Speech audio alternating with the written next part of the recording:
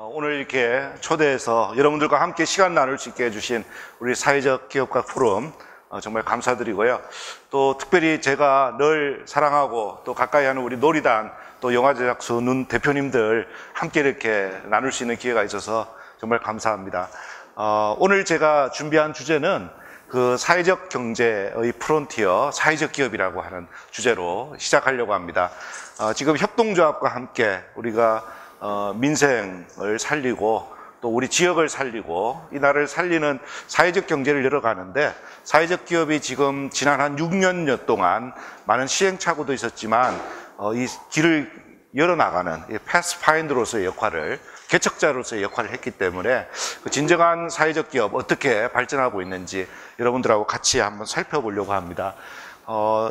사실은 우리 대표님께서 저 개인의 꿈에 대해서 좀 얘기하는 것도 좋지 않을까라고 말씀을 주셨는데, 그 내용은 아마 여러분들에게 전달하면서 메시지가 들어갈 것 같습니다. 다만 제가 말씀드리고 싶은 것은, 제가 대학 때부터도 계속해서 지향했던 것은 그 사회 변화, 사회 혁신, 사회 변혁에 대한 것이었고요. 특별히 제가 경영학을 했었기 때문에 그 기업을 통한 사회 혁신이라고 하는 것이 저희 중요한 삶의 방향이었다고 생각합니다. 특별히 이 사회적 기업이야말로 사실은 제가 지향하고 원했던 그 길을 올바르게 인도해 준 그런 곳이기도 합니다. 여러분들이 잘 아시다시피 이제 사회적 기업이라고 하는 것에 대해서 제가 여러 언론들하고도 많은 인터뷰도 하고 얘기할 수 있는 기회가 있는데, 꼭 그 얘기를 하세요. 저는 사회적 기업이라고 하는 것은 사회적인 목적을 추구하지만 그것을 지속 가능하게 하기 위해서도 비즈니스를 통해서 어떤 문제의 해답을, 솔루션을 제공하는 것이다, 이렇게 얘기를 합니다. 그러면 그것이 서로 모순이 된다라고 꼭 질문을 하십니다. 마치 불타는 얼음, 또 차가운 불, 뭐 이런 것처럼 서로 다른 이런 내용들을 같이 묶은 것이 아니냐라고 얘기를 하시는데, 저는 사실은 분명히 이런 모순이 있고 갈등이 있지만 그것이 오히려 더 많은 창의를 가져올 수 있는 그런 동력이 된다고 생각합니다. 특별히 한국 사회가 가지고 있는 여러 가지 어려움과 양극화를 비롯한 이런 모순 덩어리 속에서는 사회적 기업이야말로 오히려 그것을 창조적으로 해결하는 바로 그 가장 중요한 그 기관차가 될 것이라고 저는 그렇게 믿고 있습니다. 사실 우리나라뿐만 아니라 굉장히 비슷한데요. 이 글로벌 차원에서 사회적 기업에 대해서 많은 얘기가 나왔던 것은 길게 가면 70년대 오일 시학이라는 게 있었습니다. 석유 위기. 근데 그 전까지는 사실은 국가가 이 사회 서비스에 대해서 특별히 책임지는 이런 모습이었다고 봅니다. 그 케인지안에 의해서 이루어졌던 것이죠. 그런데 오늘날 우리나라도 지금 문제가 되고 있고 여전히 다른 나라도 그런데, 사실은 정부가 국민들의 원하는 수준의 그 사회 서비스, 복지를 제대로 제공하기 어렵다라고 하는 그런 반성이 들게 되었습니다. 국민들의 복지에 대한 수요, 양적으로나 질적으로나 폭발적으로 증가하고 있는데, 국가가 그런 것들을 감당하기 위해서는 우선 세금이라고 하는 것을 걷어야 되는데 여러 가지 어려움이 있습니다. 제약이 있는 것이죠. 또 더 중요한 것은 정부가 그렇다고 해서 그것을 특별히 더 효율적으로 잘한다라고 이렇게 볼 수가 없는 여러 가지 증거들이 역사적으로도 많이 나타납니다. 그래서 그것을 기업과 같은 이런 영리 조직에게 그것을 맡기고자 하는 시도가 있었습니다. 이게 1980년대인데요. 여러분들 혹시 신자유주의라고 하는 얘기 들었는지 모르겠습니다. 뭐 미국에는 레이간 대통령, 영국은 뭐 대처 이런 총리, 이런 분들이 그 앞장섰던 분들인데, 뭐 제가 길게 얘기하지는 않겠지만 그 신자유주의라고 하는 것이 우리 사회의 이런 모순이나 특히 이제 빈곤의 심화, 양극화, 갈등 이런 것들을 조정하지 못한다라고 하는 것은 나름대로 역사적으로 검증이 됐다고 생각합니다. 그런 과정에서 이제 비영리 조직들에게 이걸 많이, 우리식으로 얘기하면 시민사회단체라든가 NGO, NPO 이런 곳에 이것을 기대를 많이 했는데, 그러나 어쨌거나 결과적으로는 그 우리 시민들이 원하는 정도의 그 질 높은 서비스를 제공하지 못했다라고 하는 것이 중론인 것 같습니다. 그것이 시장으로부터 오는 혁신 압력이 제대로 작동을 안 해서 그랬든지, 아니면 그 기업가 CEO라고 할 수 있는데 이분들이 경영에 대한 전문성이 없었다, 뭐 이런 평가들도 나오고 있습니다. 결국 90년대에 들어와서, 또 특히 세기 말 21세기에 들어와서 전 세계적으로 사회적 기업에 대해서 주목하고, 사회적 기업이 이런 우리가 원하는 사회를 혁신하고, 특히 국민이 원하는 복지를 중심으로 한 사회 서비스를 혁신하고 전달 체계를 변화시키는 이런 가장 중요한 화두로 떠오르고 있어서 아주 핫 이슈로 나타나고 있습니다. 우리나라도 사실은 그 97년 말에 외환위기 이후에 크게 상황이 다르진 않았고요. 동일한 배경에서 시작되었는데 중요하게 제가 말씀드리려고 하는 것은 우리나라도 사회적 기업에 대한 논의가 시작된 것은 그야말로 이렇게 바텀업, 이 그라스루트 현장 조직에서부터 시작됐다는 것이죠. 우리가 그 전까지는 실업 대책이라는 게 97년 이전까지는 없었습니다. 우리나라에 실업이라는 게 문제가 없었습니다. 좀 송구하지만 4년제 대학을 어느 전문 대학이든 대학을 나오면 어디를 가나 사실은 일자리가 있었던 그런 시대입니다. 그리고 이제 일종의 신화라고 볼 수도 있지만 회사에 들어가면 평생 직장을 이렇게 다닐 수 있다라고 하는 그런 신화도 가능했던 그런 시기였고요. 근데 외환위기 이후에는 전반적인 우리 사회에 큰 변화가 일어나게 됩니다. 그랬을 때 실업자들이 쏟아져 나오고 극빈청 또 최소한의 사회 안전망조차도 제대로 갖춰져 있는 상태에서 정말 너무 큰 어려움에 처하게 되었을 때 기왕에 이를테면 시민운동을 했던 분들, 지역의 활동가들, 지역운동 하셨던 분들, 협동조합 활동가, 빈민운동 하셨던 분들, 그 다음에 종교계, 개신교, 카톨릭, 불교 이런 많은 곳에서 어떻게 하면은 이분들이 스스로 일어설 수 있도록 자조할 수 있고 자활할 수 있을까 하는 그런 고민 속에 사회적 기업이라는 게 굉장히 중요한 틀이 될 수 있겠구나 하는 세계에서 이분들이 먼저 요구를 했습니다. 그것을 나중에 정부가 그걸 받아들인 것이죠. 그게 한 2005년도, 7년도 사이에 이렇게 진행이 되면서 고용노동부가 특별히 이니셔티브를 가지고 진행을 하게 됐다는 것이죠. 그러니까 기본적으로 우리 한국에서도 역시 바텀업으로 밑으로부터 이것이 시작됐던 것이고, 그러나 나중에 이제 정부가 적극적으로 관여하는 과정에 장점은 많았습니다. 신속하게 법제를 정비하고 시스템을 갖추고 하는 것은 정말 세계가 놀랄 정도로 우리나라 공무원들이 그런 경쟁력 굉장히 탁월합니다. 그러나 다만 우려할 수 있는 것은 그런 과정에 오히려 시민사회의 활력은 줄어드는 것이 아닌가 하는 것이 많은 사회적 기업과 현장 활동가들의 고민이었습니다. 저 개인적으로도 제가 사실은 학교에 있었지만 또 시민사회 단체에서 계속 시민사회 활동을 해왔습니다. 그리고 특별히 이제 자원봉사 이런 것들에 대해서 관심이 많아서 정부 차원에서 기본법을 만든다든가 지원하고 이런 일들에 빠지지 않고 사실은 참여를 해왔는데 90년대 이후에 오히려 정부가 관심을 가지고 이것을 돕고자라고 이렇게 나섰을 때마다 거꾸로 역으로 오히려 그 시민사회의 활력이 줄어들거나 의존성이 정폭되는 이런 양상들을 저는 목격을 해왔습니다. 그래서 제가 2010년대에 본격적으로 이 일에 정책적으로 관여하게 됐을 때는 우리가 지금 현재 상황을 진단해 볼 때 크게 정책의 기조의 변화가 필요하다. 세 가지를 제가 추천을 했습니다. 첫 번째는 어디까지나 사회적 기업이라고 하는 것은 민간이 주도해야 된다는 것입니다. 정부가 주도해서는 지속할 수도 없고 또 그것이 건강할 수도 없다. 철저하게 민간에 기초해서 특별히 그 현장 조직에 또 시민들의 지역사회의 수요에 따라서 새롭게 민생에 입각해서 진행이 돼야 된다. 그리고 두 번째는 당연히 그러니까 지역에 기초한 혁신, 개발, 지역재생 아까 말씀해 주셨는데 그런 방향으로 가야 사회적 기업이 출발할 토대가 되는 시장을 찾을 수가 있고 그곳에서 고객의 수요들을 확보할 수 있다고 하는 것입니다. 그 다음에 세 번째는 그 착하다고 해서 용서받을 수가 없다는 거죠. 사회적 기업도 기업이라는 것입니다. 그렇기 때문에 반드시 스스로 지속 가능성을 가질 수 있는 수익을, 돈을 어디서 벌 수 있느냐 하는 비즈니스 모델을 갖춰야 된다는 것이 제가 가졌던 주장이라고 볼 수 있습니다. 비즈니스 모델에 대해서도 좀 여러 가지 얘기하고 싶지만 간단하게만 그냥 말씀을 드립니다. 이게 보통 경영학에서 얘기하는 또 전략에서 얘기하는 어떻게 돈을 벌 것이냐 하는 것입니다. 그렇게 하기 위해서 첫 번째로 제일 중요한 것은 저는 오히려 이 기업이 가지고 있는 내부 자원으로 만들어지는 핵심 역량을 강조하고 싶습니다.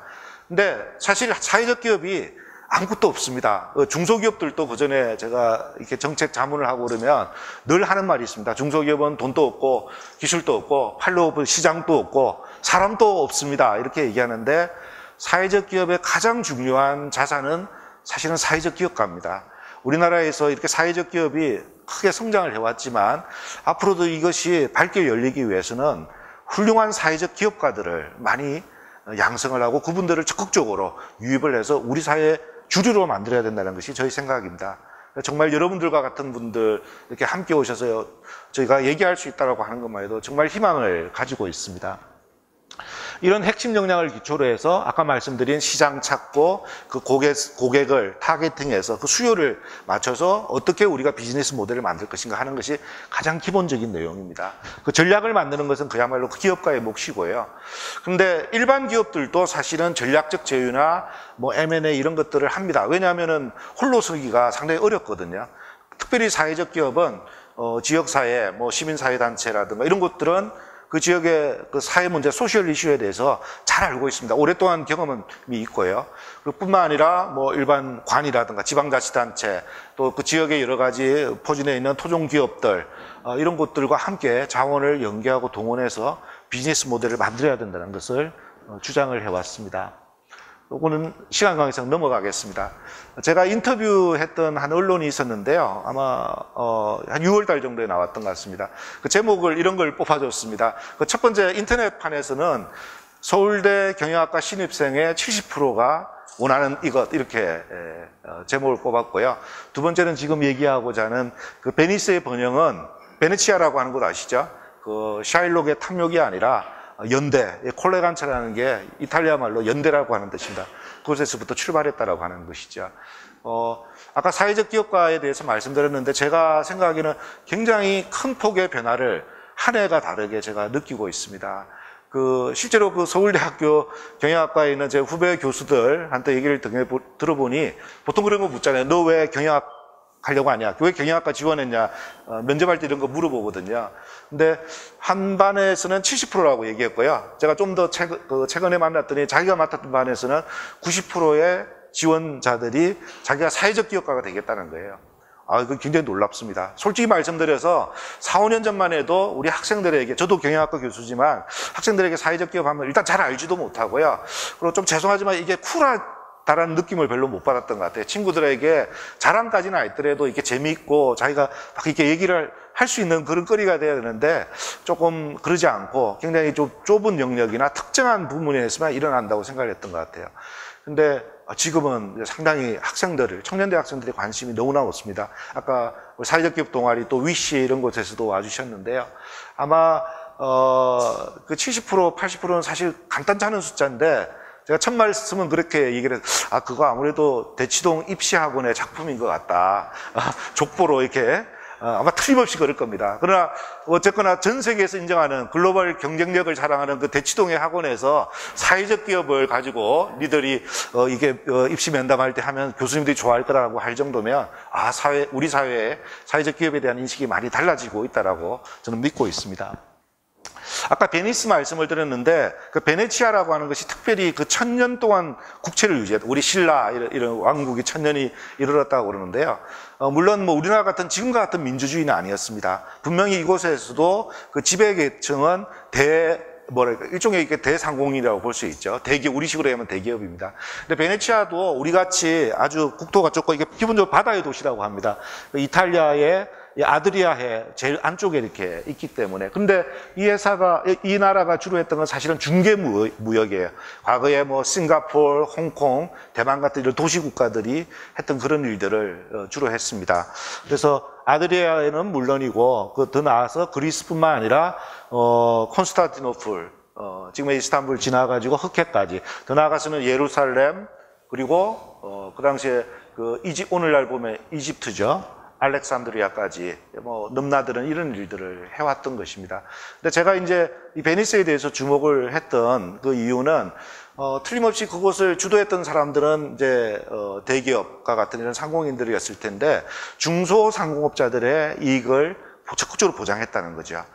그 사람들이 그 사회의 지배 구조를 딱 잡고 틀어지고 있었지만 그 중소상인들이 자유롭게 창의적으로 자기들이 일을 할 수 있도록 심지어 땡전 한 푼 없어도 베니스의 사람들은요, 한 15살 정도 되면 무조건 다 배를 타게 돼 있습니다. 그래서 뭐 20살 성년이 되면은 이미 아주 숙달되고 노련한 뱃사람들이에요. 물길 가고, 이 당시에 해적도 만나고, 풍랑도 있고 그런 거 아닙니까? 안토니오가 배 망해가지고, 배가 해서 엉덩이 살을 떼겠다는 이런 일이 나올 정도로 그런 위험이 있습니다. 그러나 사실은 그 베니스의 상인에 나오는 샤일록이나 안토니오 같은 그런 얼치기들은 베네치아에는 아무도 없습니다. 모두 다 몰빵해서 한 배에 다 실어서 그거 망하면 나도 망하고, 그게 아니라 요즘 얘기하는 포트폴리오 짜고 해칭을 하는 거죠. 여러 배에 나눠서 실습니다. 하나 그 4개 여기에 다 실었다가 그 배 침몰해버리면 그야말로 이제 내가 파산하는 거잖아요. 뭐 그런 일은 없는 정말 셰익스피어의 가상의 그냥 상상력의 소치라고 보고요. 베니스 사람들은 어떻게 보면 영악할 정도로 장사에 대해서 잘 알았고요. 그런데 심지어 그 사람이 아무 그게 없더라도 자기가 가지고 있는 그 경험과 경력, 숙련된 전문성, 그걸 통해서 선장도 할 수 있고요. 또 자기가 화주로 어느 정도 자본이 있으면 화주로 참여하면서 적극적으로 자기 개인의 부를 추구하는 것뿐만 아니라 베니스 전체의 번영을 가져왔다는 것이죠. 훨씬 더 자유롭고 창의로운. 왜 최근에 보면 사회적 기업에 대해서 그렇게 우리나라 국민들이 관심을 가질까? 협동조합. 올해 이제 처음 작년 12월부터 설립이 자유화됐는데요. 올해 안에 3,000개가 넘게 만들어질 것입니다. 솔직히 돌파구가 없기 때문이라고 생각합니다. 우리가 자영업 3년 하면요, 초과 공급입니다. 반 이상 다 망합니다. 지금 국가에서 지원받아서 하는 것도요, 5년 정도면 생존율 24%입니다. 사회적 기업, 그래도 우리가 6년 정도 지났는데 아직 우리가 충분히 생존 분석할 기간은 안 됐지만 지금까지는 생존율이 92% 정도 육박합니다. 사회적 기업이 가지고 있는 그 희망과 비전이 있기 때문에 사실은 그렇다고 보는데요. 잘했다는 뜻은 아닙니다. 좀 더 두고 봐야 될 것이라고 보지만 일반적으로 자영업의 그 초과 공급 상황, 경쟁이라는 게 너무나 치열하고 특별한 전문성이 없다는 것이죠. 협동조합은 이런 서민들에게 돌파구가 되고 있다고 봅니다. 자신들이 자유롭게 창의적으로 경제적인 자립을 할 수 있는 조직을 원하는 그 열망이 얼마나 뜨거운가를 사실은 보여주고 있다는 것이죠. 제가 간단하게 그 사회적 기업 여러분들 잘 아시지만 유형에 대해서 몇 가지만 설명을 드리겠습니다. 근데 그 얘기는 사실 이게 유형으로 다 묶을 수는 없다고 봅니다. 여기에 소개하는 유형 여러 개를 다 포괄하는 것도 있고요. 그러나 저희 사회적 기업가들이 또 미래의 사회적 기업가들이 주목할 만한 그런 모델, 또 실제로 어떻게 이 사람들이 이노베이션을 했는지 그것을 좀 설명을 드리고 싶습니다. 가장 정통적인 영역인 복지나 돌봄 분야가 있습니다. 그 교보다솜이 같은 곳을 얘기 드리면 사실은 간병입니다. 간병 서비스를 하는 간병인들의 가지는 근로조건이 굉장히 열악했습니다. 또 환자가 느끼는 서비스의 질도 아주 정말 좋지 않았고요.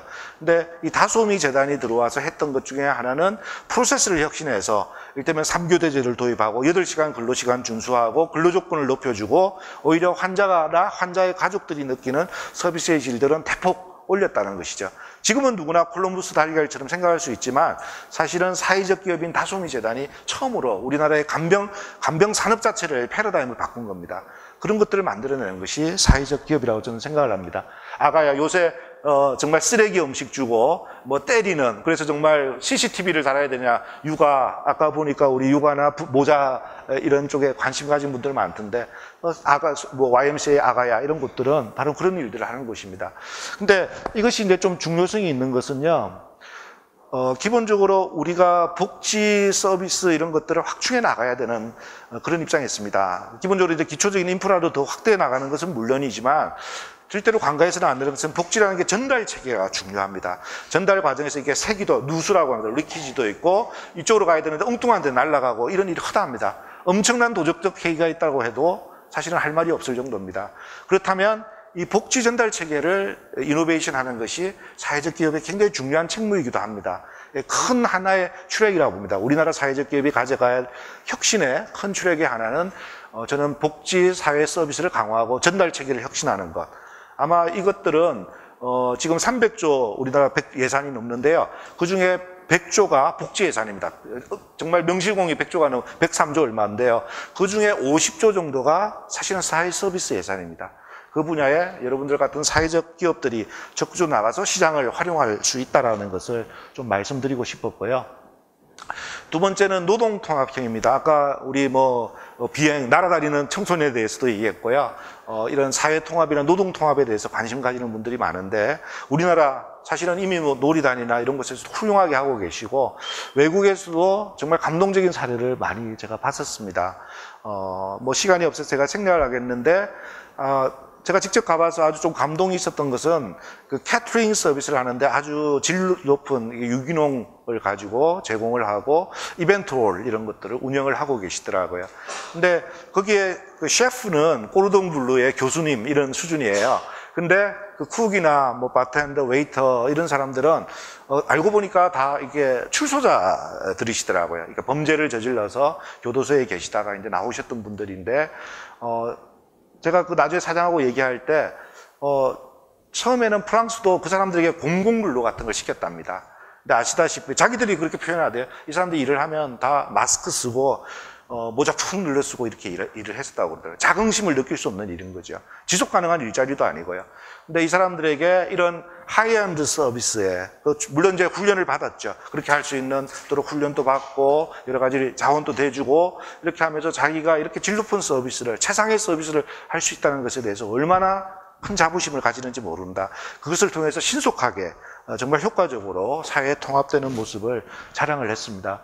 우리 한국에서도 이런 노동통합형의 모습이 더 강화되기를 원합니다. 여러분들 뭐 아주 익숙하신 청년 소셜벤처형은 제가 설명을 하지 않아도 아마 될 것 같아서 넘어가겠습니다. 그 다음에 저희가 간과할 수 없는 것이 결국 이제는 사회적 기업의 그 경쟁력을 높여 나가야 되는데 저는 그 중에 하나는 결국 어쨌거나 그 R&D라고 봅니다.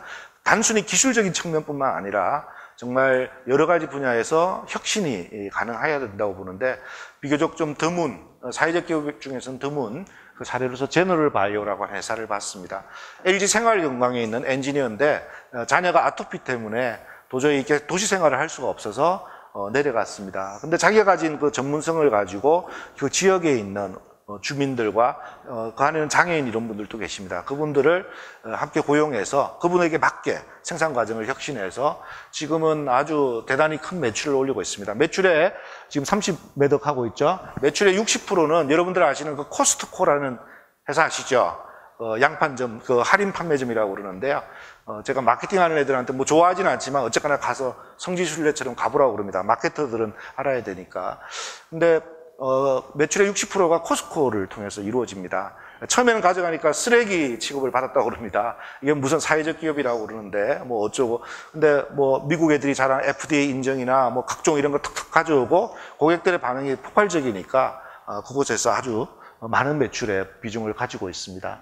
여러분들도 잘 아시는 에코준 그 디자인 분야에 그랜드 슬램을 했죠. 작년 올해 이어가지고 이런 마케팅과 디자인 또 R&D 이런 것이 기본적으로 기업의 경쟁력에 원천을 가지고 있기 때문에 사회적 기업이 이쪽에서 두각을 나타낼 필요가 있다고 저는 생각을 합니다.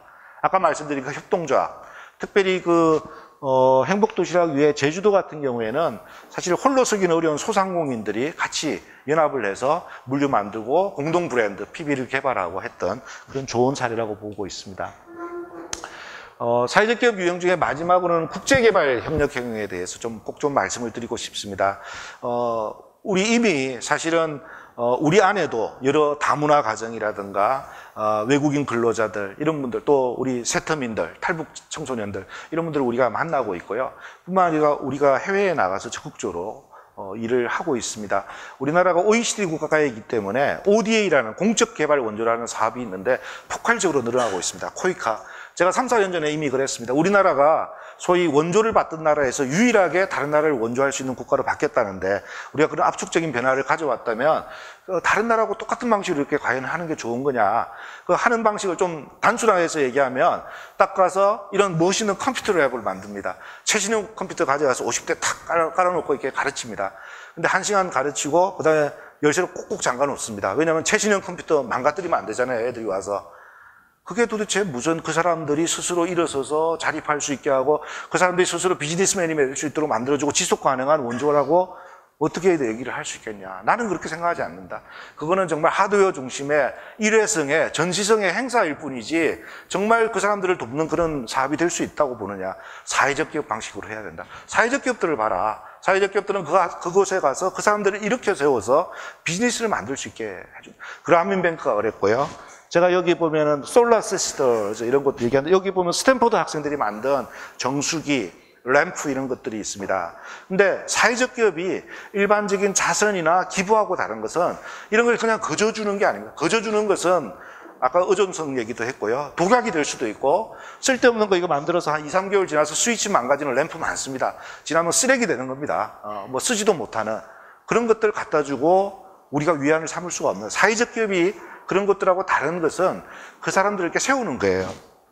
그라민 뱅크도 그랬지만요.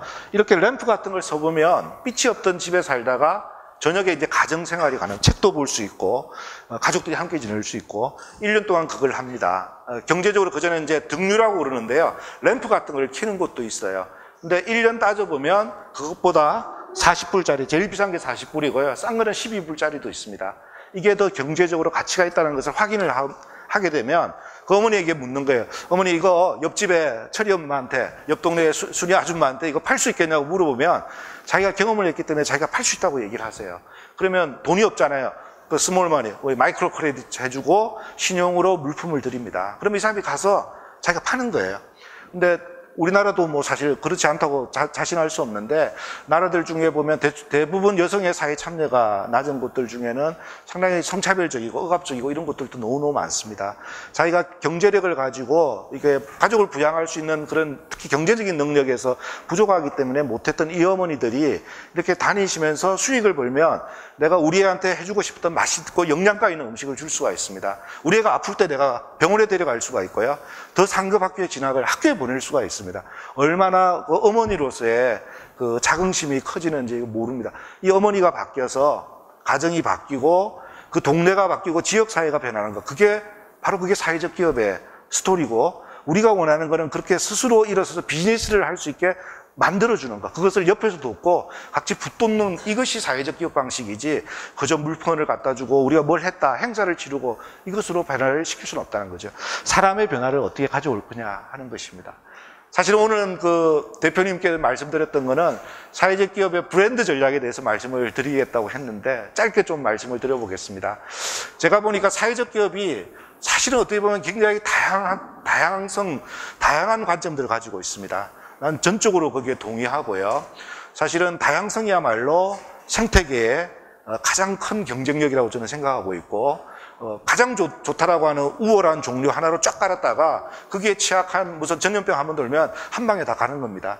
그런 식으로 해가지고 절대로 아름다운 사회를 만들 수 없습니다. 뭐 적자 생존도 좋고 그러지만 열패자들을 배제하고 이런 사회는 절대로 건강한 사회가 될 수가 없습니다. 다양해야 되는데, 한편으로는 그래도 우리 국민들에게 사회적 기업이 뭐라고 하는 것에 대해서 명료하면서도 일관된 메시지를 좀 줄 필요는 있다고 생각합니다. 그래야만이 다양성 속에서도 우리가 어떤 통전성을 가질 수 있다.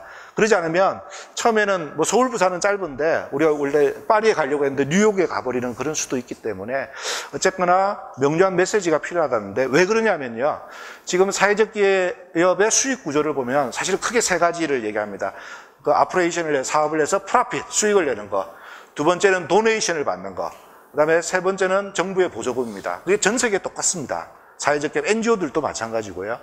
근데 우리나라에서 보면은 B2B는 점점 많은 변화가 있습니다. 사실 여기 뭐 대기업 관계자분들도 있던데, 한국은 도네이션 문화가 대단히 약합니다. 개인이 기부하는 것들은 굉장히 포션이 적고요. 기업이나 이런 큰 단체에서 많이 합니다. 그 사회적 기업도 그런 B2B 릴레이션 속에서 사실 도네이션도 많이 일어나고, 심지어 사회적 기업에 대한 물품 구매 이런 것들도 대기업에서 굉장히 많이 도움을 준다 할까요? 아니면 같이 협력을 해서 일을 하고 있습니다. 정부 관계는 여러분들이 잘 아실 거고요.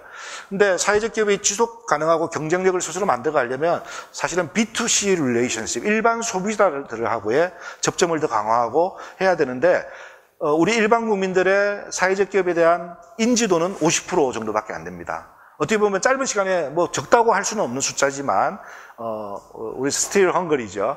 갈 길이 멉니다. 그런데 사회적 기업이 정확하게 뭐다라고 얘기할 수 있는 사람은 더 적다고 봐요. 제가 보기에는 한 15% 그 정도 될까요? 아마 청년 대학생들, 이 자리에 계신 분들은 훨씬 더 수치가 더 높을 겁니다.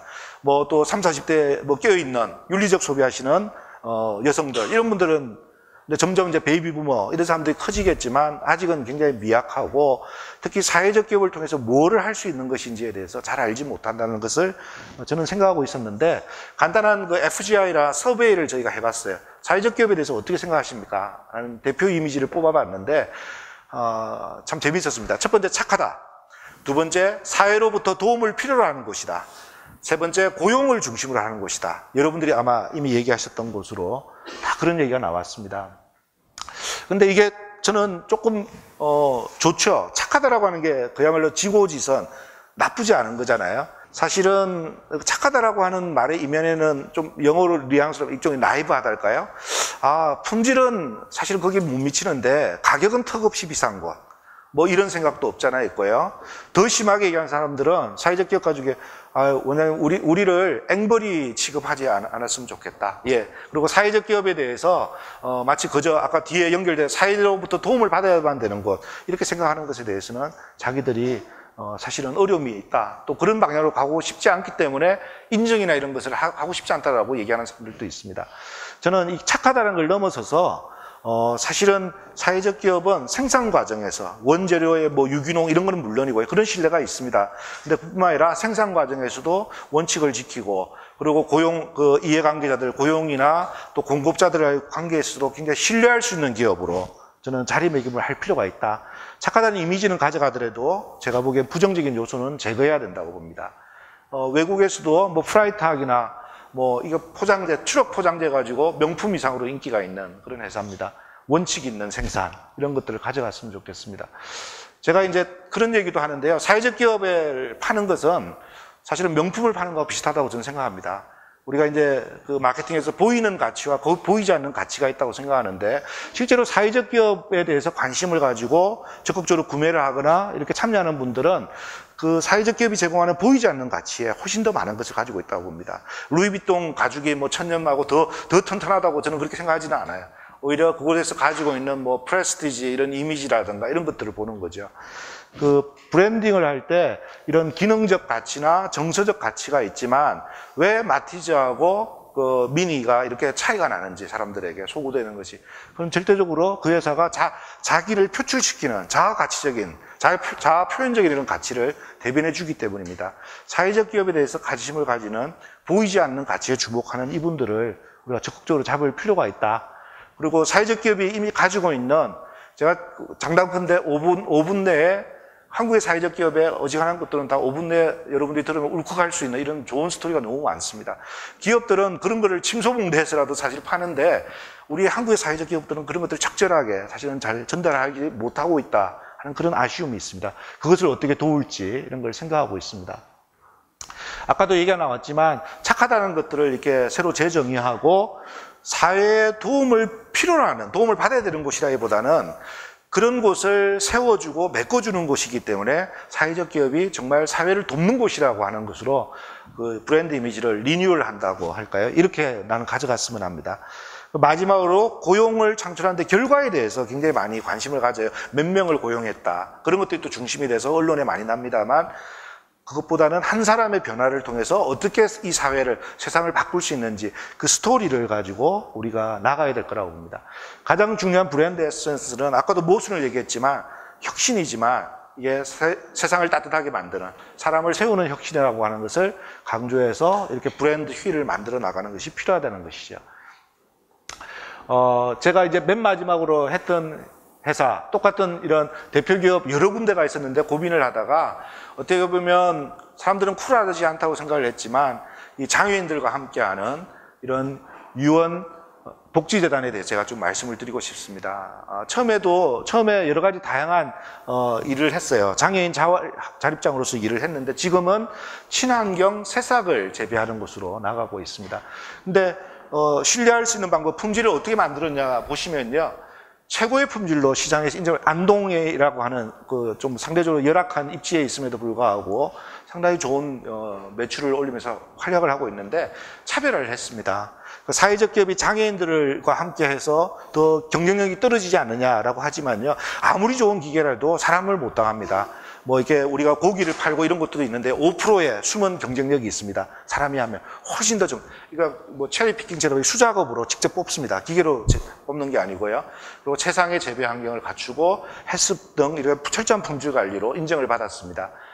아까 고용의 트랜스포메이션이 있었다고 그랬는데요. 주위 사람들하고 사실 소통 자체를 하지 않았던 그런 사람들이었습니다. 근데 80여 명 고용을 해서 그 중에 32명은 대학을 들어가서 다시 학사학위를 취득하는 이런 변화를 가져왔던 사람들입니다.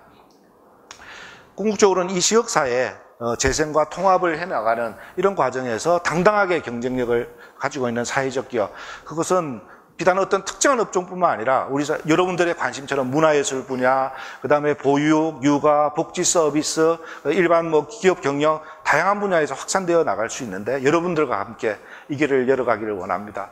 경청해 주셔서 대단히 감사합니다.